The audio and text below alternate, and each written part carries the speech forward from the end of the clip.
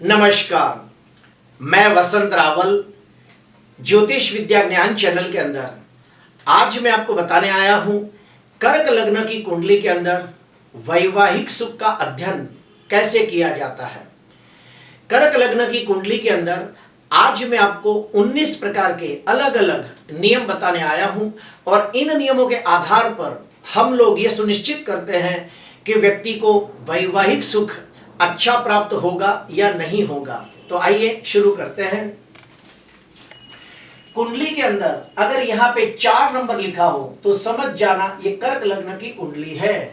नियम शुरू करते हैं। पहला नियम, कर्क लग्न की कुंडली के अंदर सप्तम भाव के अंदर शनि स्वगृही होकर शशयोग नाम का पंच महापुरुष राजयोग बनाता हो तो ऐसे व्यक्ति को निश्चित तौर पे उत्तम प्रकार का सांसारिक सुख और वैवाहिक सुख प्राप्त होता है।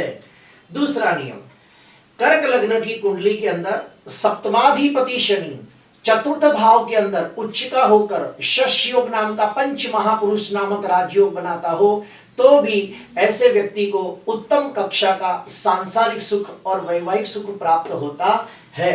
तीसरा नियम, कर्क लग्न की कुंडली के अंदर सप्तमाधिपति शनि भाग्य स्थान के अंदर स्वगृही गुरु के साथ युति करके बैठा हो तो ऐसे व्यक्ति को बहुत ही नसीबदार, भाग्यशाली, धार्मिक, आध्यात्मिक और व्यवहारिक जीवन साथी मिलता है।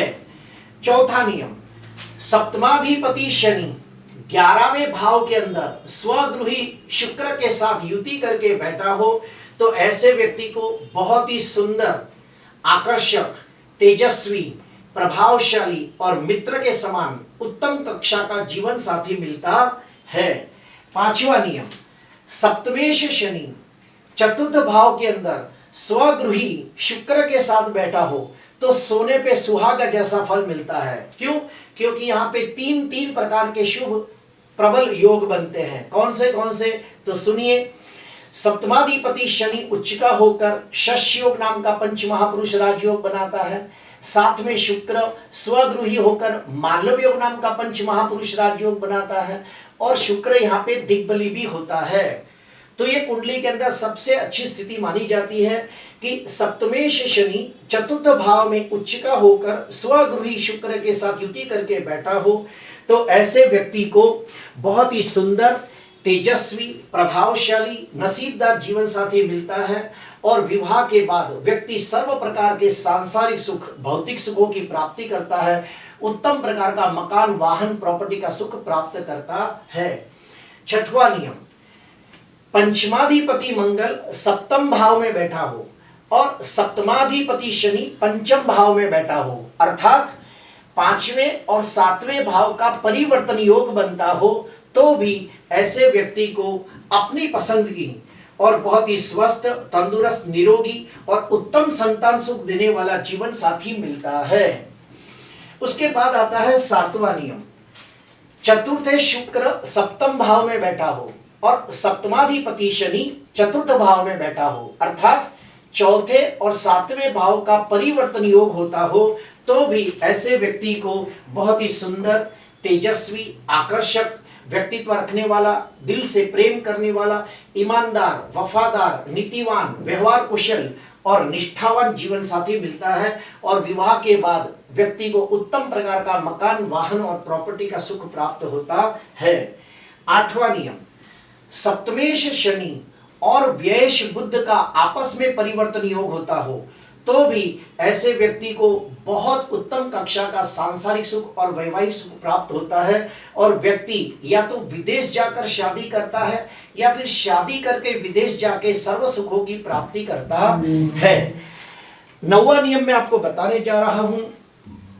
सप्तम भाव के अंदर, ध्यान से सुनना, कर्क लग्न की कुंडली के अंदर सप्तम भाव के अंदर मंगल उच्च का होकर रुचक योग नाम का पंच महापुरुष नामक राजयोग बनाता हो तो भी ऐसे व्यक्ति को स्वस्थ, तंदुरुस्त, नीडर, लीडर, तेजस्वी, आगेवान, प्रभावशाली, नसीबदार और बहुत ही मेहनतू जीवन साथी मिलता है और विवाह के बाद व्यक्ति सर्व प्रकार के सांसारिक और भौतिक सुखों की प्राप्ति करता है।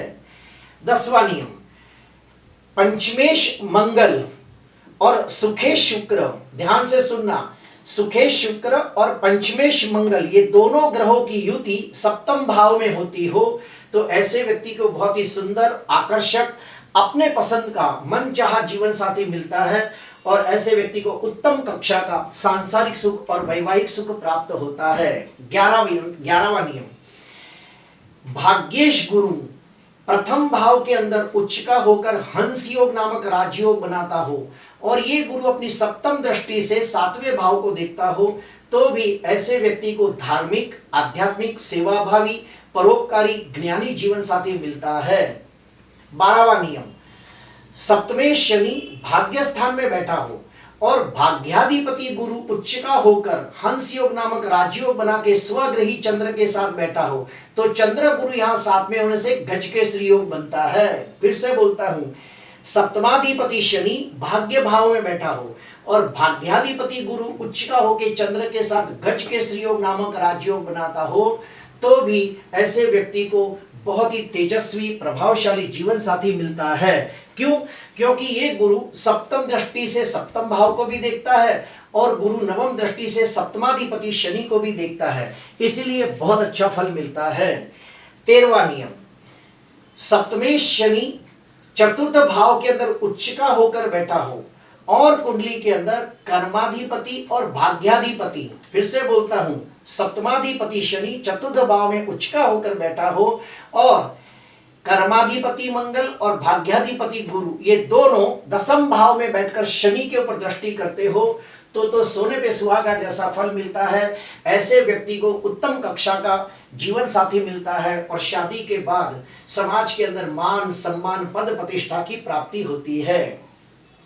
14वां नियम, सुखेश शुक्र, सप्तमेश शनि और भाग्येश गुरु ये तीनों ग्रहों की युति पंचम भाव में होती हो तो बहुत ही अच्छा फल मिलता है और ऐसे व्यक्ति को उत्तम कक्षा का सांसारिक सुख और वैवाहिक सुख प्राप्त होता है। अभी हम अशुभ के बारे में जानेंगे कि अशुभ फल कैसे मिलता है। कर्क लग्न की कुंडली के अंदर सप्तमाधिपति शनि दसम भाव के अंदर नीच राशि में निर्बल होकर राहु के साथ शापित योग नामक अशुभ योग बनाता हो तो निश्चित तौर पे ऐसे व्यक्ति का विवाह जल्दी होता नहीं और विवाह हो जाए तो पत्नी के साथ कंकास, कलेश, अशांति, झगड़े होते हैं या फिर डिवोर्स हो जाता है।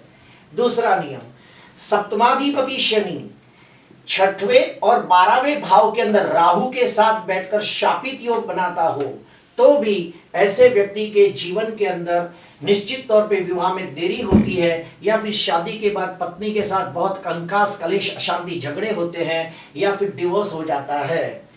उसके बाद सप्तम भाव के अंदर सूर्य राहु का सूर्य ग्रहण योग बनता हो, चंद्र राहु का चंद्र ग्रहण योग बनता हो या फिर गुरु राहु का चंडाल योग बनता हो और सप्तमाधिपति शनि छठवें या 12वें भाव में बैठा हो तो निश्चित तौर पे विवाह भंग होने का योग बनता है या फिर विवाह के बाद हमेशा पत्नी के साथ या पति के साथ लड़ाई झगड़े होते रहते हैं।